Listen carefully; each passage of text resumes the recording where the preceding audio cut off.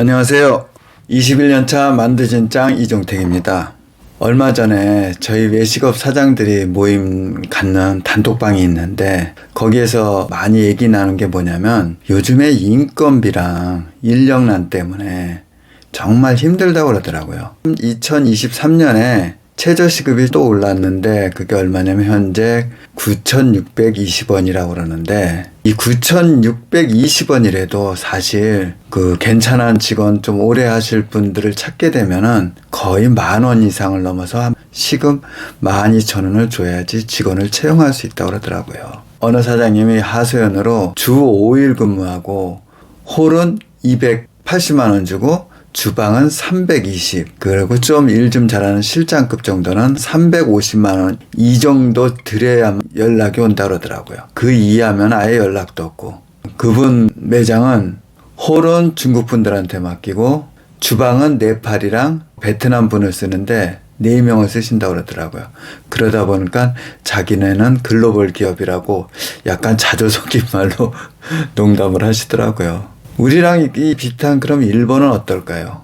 2015년에 제가 일본 도쿄에 가본 적이 있는데 그 당시에 도쿄에 가면은 유난히 그 알바하는 한국 사람들이 많았어요. 젊은 분들이요. 맥도날드라든가 롯데리아에 가면은 한국 그 분들이 계셨는데 젊은 분들이 한국에서는 근무해도 뭐 생활이 안 되는데 일본에 와서 알바를 하면은 생활이 된다고 저희한테 말했거든요. 그 당시에 2015년도에 일본 최저시급이 7,800원이었었고요. 저희 나라는 그 당시에는 5,580원이었었어요. 그러기에 생활이 가능했던 거죠. 제가 알기로는 1980년대만 해도요. 일본이 우리보다 4배 정도 최저시급이 높았어요.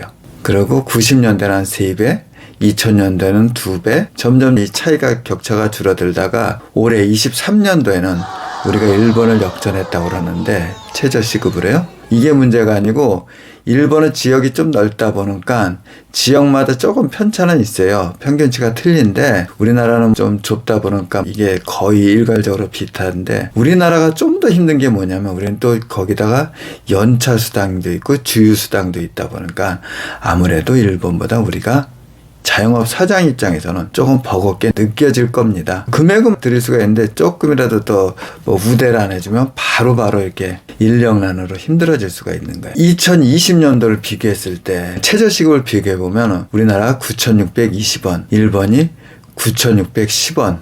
그럼 미국은 얼마냐? 미국은 우리나라 환율로 계산했을 때 9,220원이래요. 근데 여기서 참 중요한 포인트가 뭐냐면 자영업 하시는 분들, 외식업 식당 하시는 분들이 저희가 모르는 부분이 뭐냐면 미국이라는 데는 지역도 넓다 보니까 9,220원이라도 평균치가 다 틀리겠죠. 이제 다 틀린데 이분들은 사장한테 좀 부담이 덜 되는 게 뭐가 있냐면은 팁 문화가 발전해가지고 팁으로 그냥 생활하는 분들이 있어요. 최저시급을 아예 안 받고 처음부터 계약할 때 오너 입장에서는 부담이 덜 되는 거고요. 그런 분들이 의외로 많아요, 미국은요. 또 일본 같은 경우는 뭐 같은 최저시급이라도 우리랑 비교했을 때 메뉴 추가할 때마다 요금들을 받을 수 있고 또 임대차 같은 것도 장기 계약을 할 수 있기 때문에 그들은 버틸 수가 있는 거예요. 마다못해 뭐 일본 같은 데 단무지 하나 추가하면 얼마 하다 보니까 매출이 그만큼 오를 수가 있는데 우리는 다 포함한 데다가 메뉴까지 반찬까지 다 포함한 상태에서 인건비만 더 높고 임대차 계약도 뭐 5년 됐다고 그래도 실질적으로 많이 우리가 손해를 감수할 수밖에 없습니다. 제가 아는 치킨 사장님이 어느 날 저한테 그런 말씀을 하더라고요. 젊은 분인데 30대 프랜차이즈 치킨점을 직영점에 치킨 튀길 분이 없어가지고 사장님 어디서 사람 구할 수 없을까 해서 저한테 얘기하는 게 뭐냐면 하소연이었었죠. 그 당시에 5일 근무하고 오후 4시에 출근해서 밤 11시까지 7시간 근무하고 주 5일 근무하는데 350만 원. 치킨만 튀기는 거죠. 350만 원 드린다는데 하시던 분도 안 하고 젊은 분들 아무리 구하려 해도 힘들다고 안 한다고 그러는데. 그래서 제가 이 얘기를 듣고 제 또래 자영업자분 사장들한테 업종은 다 틀리더라도 얘기들 나눠보면은 다 가서 일하고 싶어 해요. 저희 또래는. 그게 무슨 차이가 있을까? 이제 그 얘기를 오늘 하나하나 차근차근 풀어나가려고 그래요. 나이 드신 분들은 일하고 싶어하고 젊은 분들은 일하기 싫어하고 그 금액 맞췄을 때 여기에서 저는 무슨 해결책이 있지 않을까 저는 생각하고 있거든요. 오늘 방송은 그 부분에 대해서 말씀드릴까 합니다. 우리 자영업자들이 힘들어진 게 코로나 때문이라고도 생각들 하는데, 저는 코로나도 물론 그런 일이 있을 수 있지만은 그 전에부터 조금씩 힘들어졌다고 저는 생각해요.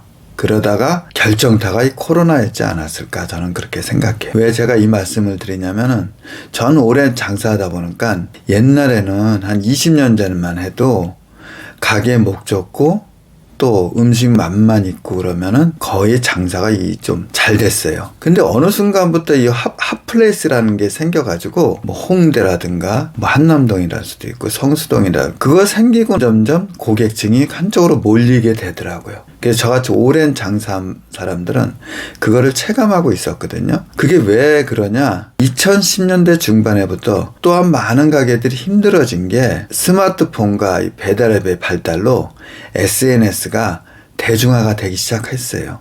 마케팅에 잘 활용하는 가게들은 그때서부터 성공하기 시작했고, SNS를 통한 입소문과 지도의 발달 등으로 소수 맛집에 많이 몰리게 되더라고요. 저는 그거를 느끼고 있어요. 2020년대에 들어와서는 이 코로나가 지금 거의 이제 끝나갈 시기지만은, 제가 느끼는 거는 자영업의 시장 변화가 서서히 나타나기 시작하더라고요. 코로나로 인해 가지고 공실이 많이 생기는데, 예전 세대들은요, 직장에서 떠밀리듯이 나와서 정부에서 뭐 일자리를 갖다 많이 창출한 게 아니기 때문에 거의 나와서 뭐를 했냐, 생계형 창업을 하게 됐죠. 치킨집들 많이 했죠. 카페 같은 거 하게 되고, 아무래도 생계형 창업이라는 게 모르는 상태에서 이걸 하기 시작하고, 또 나이들이 많은 40, 50대, 뭐 60대까지 다 포함되겠죠.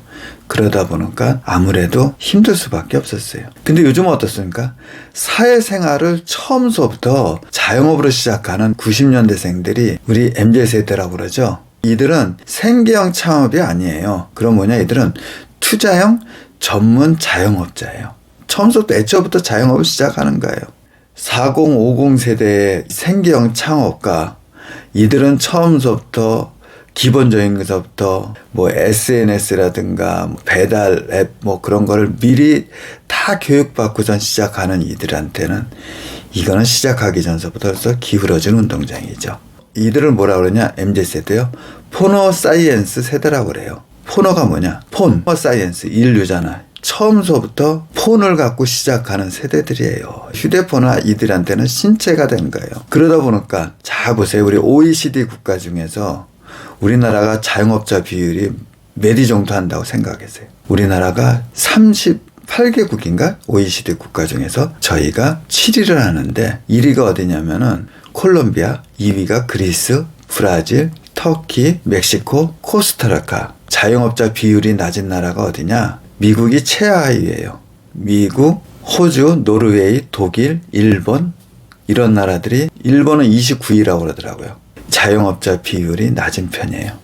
이거를 무엇을 뜻할까요? 사업적으로 이 자영업을 한다는 거예요. 이거를 메가 프랜차이즈라고 그러는데요. 기업형 자영업자를 말하는 겁니다. 제가 아는 어느 사장님 90년대생인데, 그분은 저는 처음 만났을 때 그런 얘기를 하더라고요. 1년에 자기는 하나를 목표로 오픈을 한대요, 가게들을. 근데 이 가게들이 다 업종이 틀린 거예요. 한식도 있고 중식도 있고 일식도 있고. 그래서 저는 처음에 이해를 못했어요. 아니 어떻게 가게를 1년에 한 개씩 내게 될까? 그럼 그 자본금은 어떻게 마련하고 또 그거를 내가 어떻게 운영할 수가 있냐, 그렇게 생각을 했거든요. 근데 그게 그분 말을 들어보니까 그게 가능하더라고요. 90년대생 말이 그렇더라고요. 그리고 제가 젊은 30대 사장님들을 많이 만나는데요. 그분들이랑 제가 이렇게 비교를 하면은 상대가 안 돼요. 저희가 배달하는 그거부터 포장하는 거부터, 요즘은 라이브 방송도 하니까요. 아니 라이브 방송 스튜디오까지 갖춰가지고 하시는 분들도 있어요. 그런 분들을 저같이 좀 나이 많은 오래 장사했다고 생각하는 사람들이 따라갈 수 있을까요? 전혀요. 못 당해요. 그분들 이 사업 수완은. 그래서 제가 이제 이 얘기하다 보니까 이 인건 인력난에 대해서 이번 한 편으로 끝나기는 그렇고, 다음 주에 2편을 갖다가 제가 더 이어서 말씀드리겠는데요. 오늘의 결론을 제가 말씀드리면은, 제가 아까 얘기했잖아요. 그 프랜차이즈 그 치킨 사장님이 주 5일 근무에 7시간 근무에 350만 원을 드린다고 그래도 젊은 분들은 안 하려고 그러고 나이 드신 분들은 괜찮은데 생각들 하시는 게 그 차이인 것 같아요. 우리 드라마 같은 데 보면은 그런 거 나오잖아요. 왜 식당 같은 거 이렇게 드라마로 나오면은 항상 나이 많으신 분들은 사장, 젊은 분들은 직원 그렇게 되잖아요. 미국 같은 데서는 이 멀티 프랜차이즈 기업형 창업을 하신 분은 여러 개를 하는데 그분이 젊은 분들이에요. 거의 다. 젊은 분들이 뭐 10개도 하고 20개도 하고 근데 거기서 일하시는 분들이 누구냐? 지금 한번 잘 생각해 보자고요. 우리 생계형 창업하시는 분들 40대 50대 힘들어서 폐업하기는 그렇고 내가 쌓아놓은 경험은 있고 그런 분들이 저는 젊은 사장님들이 하는데 가서 관리자로 있고 그걸 했으면 어떨까 저는 생각이 들어요. 매장을. 그러니까 내 가게를 정리하고 취업을 해서 제가 읽은 책 중에서 마이클 거버라는 분이 쓴 사업의 철학이라는 책이 있어요. 시간 내시면 이 책 한번 꼭 읽어보세요. 아마 많은 도움 될 거예요. 이 자영업 하시는 분들이나 기업을 운영하시는 분들한테는 제가 적극 추천할 수 있는 책인데 거기 보면은 작은 가게로 봤을 때 기술자가 필요하고 관리자가 필요하고 기업가가 필요한 겁니다. 근데 저도 2호점 내고 그럴 때는 기술자였다가 관리자였다가 기업가로 갈래다가 제 한계에 부닥쳐서 다시 관리자로 와서 이게 한 개의 가게를 운영하는데 앞으로는 젊은 사장님들이 기업가 마인드 갖고 몇 개를 갖다 계속 가게를 창출해내는 겁니다. 오픈을 시키면 그 오픈한 가게들에서 연세가 있고 나이 드신 50대도 될 수 있고 40대 중후반 되시는 사장님들도 내 가게에서 쌓은 경험을 거기에서 관리자로 일하면은 우리나라 이 외식업도 더 발전하지 않을까. 그리고 정부가 못했던 일자리 창출을 우리 스스로가 기업형 메가 프랜차이즈라고 그러는데 그걸 만들어서 운영해 나가다 보면 정리할 수 있지 않을까. 생계형 창업자들이 많이 좀 줄어들었으면 합니다. 제 심정도. 그래야지 뭐 생활하는데 더 윤택하게 생활하고 주 5일 근무하면서 일을 하면서 또 편안한 삶도 살 수 있고 뭐 저 같은 경우도 와이프랑 농담으로 그런 말을 잘하거든요. 와이프가요. 우리는 만두 한 판 빚는데 만두 한 판이 한 60개 되는데 둘이서 빚으면 10분 안에 빚어요. 그래서 우리는 나중에 만약에 은퇴하면은 둘이서 만두 많이 직접 만드는 데 가서 만두만 빚어줘도 편안한 생활을 할 수 있지 않을까. 주 5일 근무를 하면서 그렇게 우리가 우스갯소리로 이제 그런 이제 농담도 하고 그러는데요. 그렇습니다. 우리가 이 편견을 깨야 돼. 이 패러다임을 바꿔야지 앞으로는 이 자영업도 더 발전할 수 있지 않을까. 저는 그렇게 생각하고 오늘은 여기까지 마치고 구독과 좋아요 부탁드리고 다음 편에는 이 편을 제가 어떻게 하면 이제 이거를 우리 인건비랑 인력난을 조금이라도 어떻게 해결하는 방법을 제 나름대로 공부해서 여러분들과 이 방송으로 나누려고 합니다. 제 방송 끝까지 들어주셔서 감사하고 언제나 제가 말했듯이 자영업자 우리 여러분 화이팅입니다. 네, 감사합니다.